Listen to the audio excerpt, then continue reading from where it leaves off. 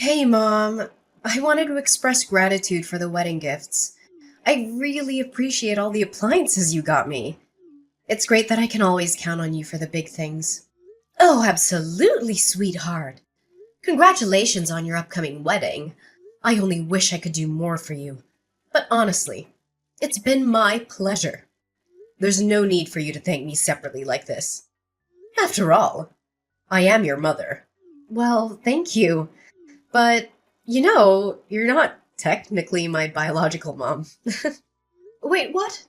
What do you mean, dear? Oh, come on. No need to play coy. You're not my biological mother. But I wanted you to know that I'm so grateful for everything you've done for me. Wait. Hold on a second. What are you trying to say here, Eleanor? Did you actually think I didn't know? You thought I believed you were my birth mother all these years? What on earth are you talking about? I am your mother, Eleanor. Seriously, no need to play innocent. Just because you've raised me for 28 years doesn't mean you're biologically related to me.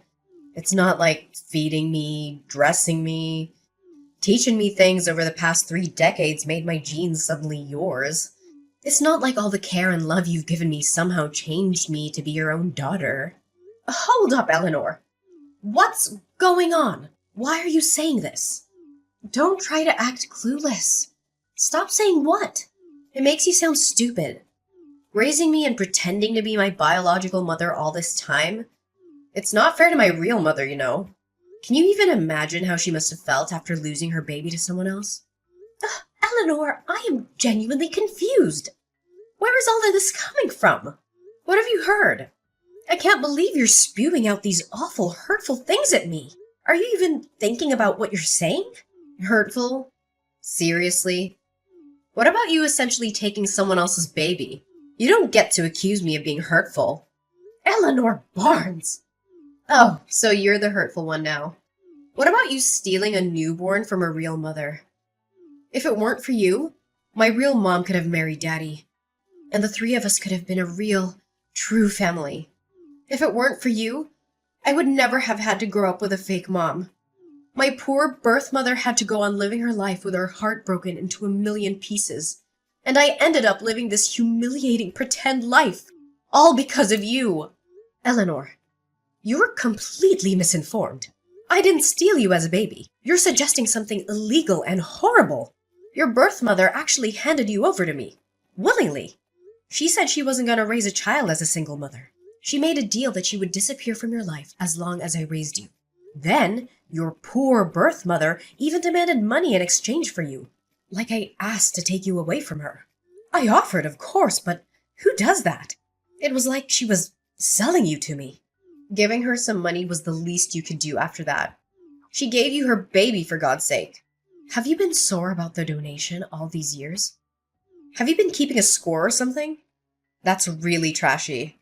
And you wouldn't even have taken me so eagerly if you weren't barren yourself, would you?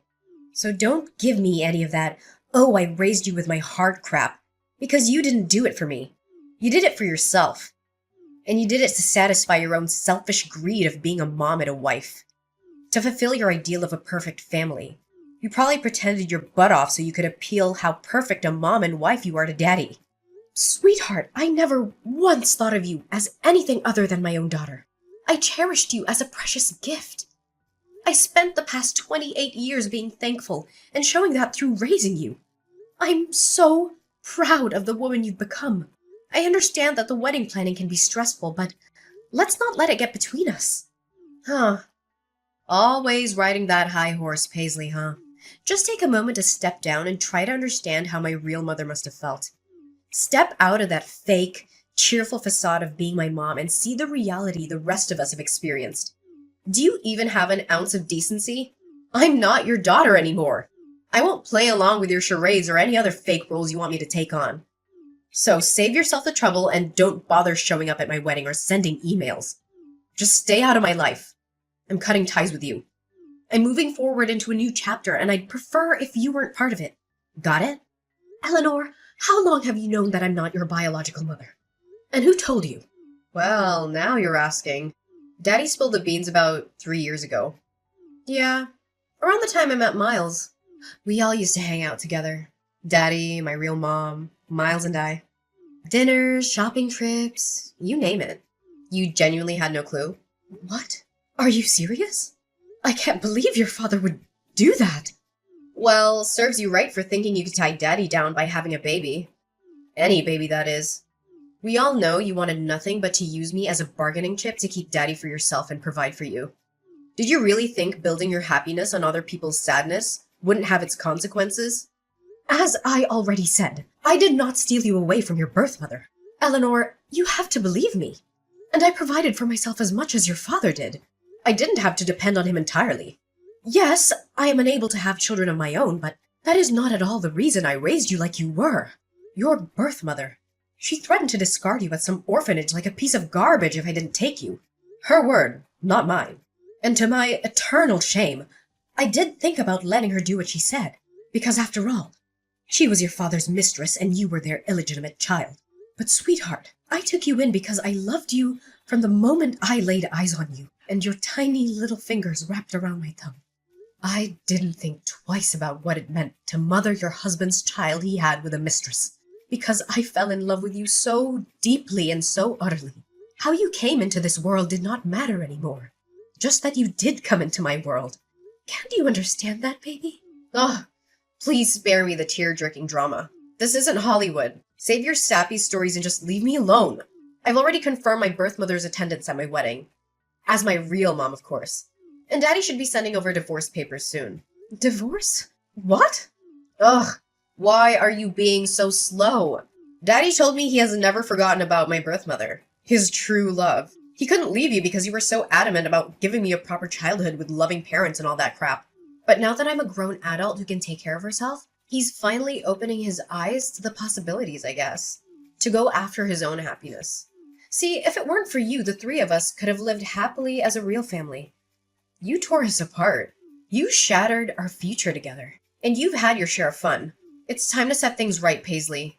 So leave us be. And if it turns out it's your turn to spend the rest of your life in sadness and regret, then deal with it. My mom surely did for long enough.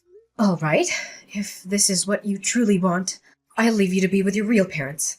Mind you, I'll have to cancel the $30,000 charge on my credit card for the things I ordered off your registry. And I'll have you and your daddy's belongings packed up into suitcases or something and leave them by the door. Come get them and go on off to wherever it is that you want to go off to. Whoa, wait, what? Cancel this stuff for my registry? Why would you do that? Those are for my wedding. Why would you cancel gifts from a registry, Mom? Mom? I thought you didn't want me to be your mom, let alone think of me as one.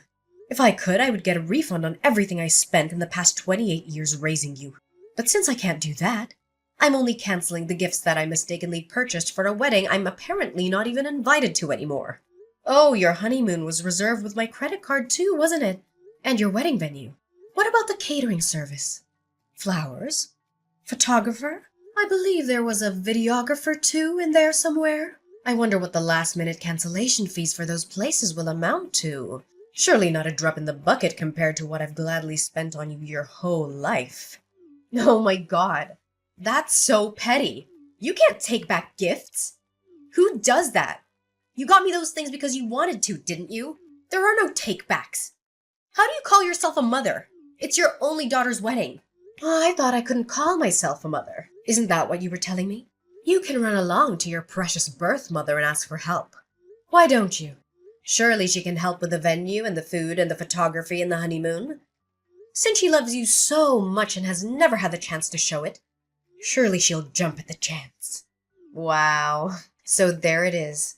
You did think of me as a stepchild, didn't you? Your words say you love me like your own, but your actions speak volumes about how you really felt all these years. You kept a tally of the money you spent on me. Seriously? Would you have done that if I were your real biological daughter? You know what? Fine. My mom can cover the venue and honeymoon. Miles probably has some money saved up too. We don't need your help. All we need from you now is to sign those divorce papers. You got it. The sooner, the better. And in a way, I'm uncertain if I ever truly forgave her. But in that moment, all that mattered was before me. I gazed upon what could have been perceived as a lump of flesh, and then she opened her eyes, meeting mine. I gently touched her hand, and she curled her tiny, delicate fingers around my thumb. She was mine. In that moment, I believed in the intricate mysteries of God's design. This perfect child had been delivered to me as if by divine intervention. She was a gift, and in turn, I was designed to be her mother. The saying, blood is thicker than water, held some truth, but what truly resonated was that love could defy all odds. Eleanor brought a joy I had never dared to dream of before. The first time she called me Mama, the moment she took her initial steps, her genuine delight in the meals I prepared. Those instances were all emblematic of a kind of love that transcended boundaries. Her small hand in mine as we walked together, the handmade artwork she gifted me on Mother's Day. She had been gradually filling the void within my heart, until it was overflowing with a love I never thought possible. I could have never foreseen that one day she would utter those hurtful, devastating words she hurled at me today. My husband's confession to his ongoing affair with Shelley's birth mother shattered the foundation of our 33-year marriage. Our life together unraveled in the blink of an eye as we walked out of the courtroom with our marriage officially dissolved. Once back home, I hastily gathered their belongings, tossing them into any available box, and left them outside my door. The sight of my now half-empty home was a stark reminder of the abrupt changes that had befallen me. As I tried to process the shock of it all, a text message notification illuminated my phone screen, a message from my now ex-husband.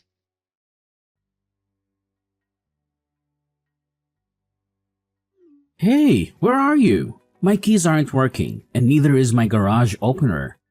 Did you already replace them? That was quick, Paisley. Good on you.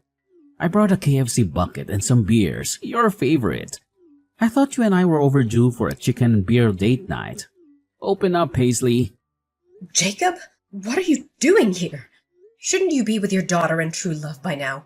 You know, the woman who makes your heart ache by just thinking about her. The woman whom you had a child with. The woman with whom a few days ago you gave everything else up to be with again. Did you forget? What are you doing here with chicken and beer at this ungodly hour anyway? I'm done with her. I left her. We're over. I finally realized there is no woman like you. Paisley, you're the kindest, the most patient person I know. I was immature and naive to let you go. I hurt you, I know. I'm so sorry. And I never showed you how much I appreciate you. For all you've done for this family, you've forgiven me once before. Can't you do it again? I'll change. I promise. I'm a victim here too, by the way. That witch was so full of it. She didn't want me. She never wanted me. She was just using me this whole time so she could tag along when I take Eleanor out to eat or go shopping so that she herself could get what she wanted. I may have bought her a handbag or two, but that's it, I swear. She's even got a young boyfriend she's seeing. She doesn't want to marry me and settle down. She said so herself. She's the absolute worst. I love you, baby. Come on. She may be the worst, but she's Shelley's biological mother, isn't she? Surely she wants her baby back in her life and wants to build some kind of belated relationship with her. I heard she was attending the wedding, and everything as mother of the bride. The optics aren't bad right now, Jacob. The optics? Yes, but it's not that simple, Paisley. She was only going to attend the wedding so she could sift through the wedding gifts and see what she could claim for herself. You know, she demanded to be paid to come to her daughter's wedding. I had to wire her $10,000 2 weeks ago. She made me cut all ties with you, abandoning everything I owned with you, like my house and my clothes. Then she left me high and dry. Eleanor and I went to see her after the wedding with all our suitcases, and she shut the door in our faces. We didn't even get to see inside of her house, Paisley. Can you believe that? What mother does that to her own daughter? Me? I understand. But her daughter? Are you going to sit and take this for our Eleanor? She's heartbroken right now. Oh, say something, Paisley. Eleanor made it abundantly clear that I am not her mother, nor does she consider me her mother. In one single conversation, she took away all my hard work and dedication as her mother and basically erased me from her world. I realize now that trying to hold on to her was like holding onto a fistful of sand. No matter how tight or hard I try to keep all the sand in my hand, it'll find its way out between my fingers. But you were happy being her mom, weren't you? You loved her with all of your heart. You still love her. I know you do. Even if Eleanor in her youth erases 28 years of her life with you, surely you can't. I did have some great times with Eleanor, I sure did. She was my everything. But the accusations she hurled at me, they were cruel, Jacob. That side of her didn't come from my nurturing. It's her nature. It's the nature of your mistress. I can't get past that. At least not just yet, Jacob. Maybe a real biological mother could have easily forgiven her daughter for something like this. So I guess I'm no better than what Eleanor thought of me. Because in the end, I'm not her real mother. Mom, it's me, Eleanor. I'm so sorry. Mommy, can you please forgive me? I don't know what got into me. If you let us back in, I will never think or talk about my real mom ever again. I'll be the best daughter to you. The kind of daughter you deserve to have. I promise. Please, Mom. We have nowhere else to go, Mom. Daddy and I will come inside and beg us if you want to. Please let us in and you can help me with my wedding plans again. Remember how fun that was? Let's go to the mall together. Just you and me. Like old times. We can stop at the food court and get some cheese fries like we used to. I miss your meatloaf, Mom. I miss your awesome meatloaf with real breadcrumbs. Will you teach me how to make it? I want to pass it down to my kids too. It'll be an heirloom recipe. If I learned anything from this whole ordeal, it is that I wasn't as big a person as I thought I could be. I cannot find it in me to forgive you two for what you've done. I guess I am nothing but an evil stepmother, like you said. After all, our relationship ends here, Eleanor and Jacob. Thank you for the many happy memories you've allowed me the past 28 years, Eleanor. Whether they were real for you or not, I will cherish them forever, because they were real to me. I will try to keep only the happy memories of you, but now it's time for you to leave me and never come back. Don't make this any messier for us. Goodbye, Eleanor.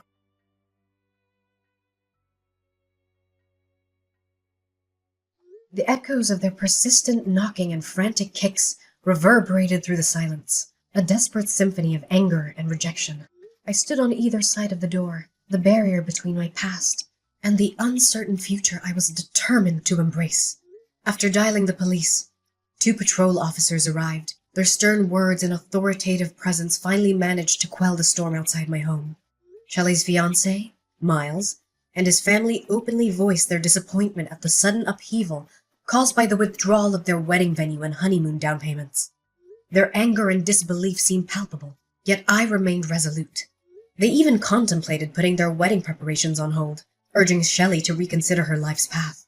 And in the blink of an eye, Miles made a decision that sent shockwaves through their relationship. He ended things with Shelley, just days before their intended wedding date.